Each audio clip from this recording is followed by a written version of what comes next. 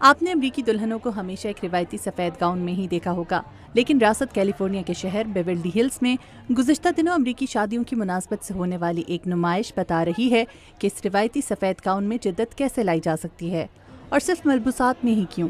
امریکی شادیوں میں زیورات سے لے کر پھولوں کی سجاوٹ اور دلہنوں کے بناؤ سنگھار تک جدید انداز متعارف کرائے جا رہے ہیں۔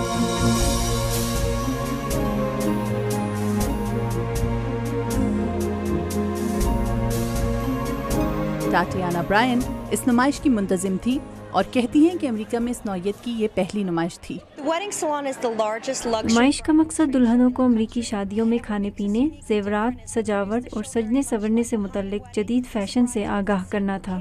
اس نمائش میں دلہنوں کے لیے جدید تراش خراش کے ویڈنگ گاؤنز رکھے گئے، جبکہ منفرد انداز اور رنگوں سے سجائے گئے شادی کے کیکس بھی سبھی کی توجہ کا مرکز بنے رہے۔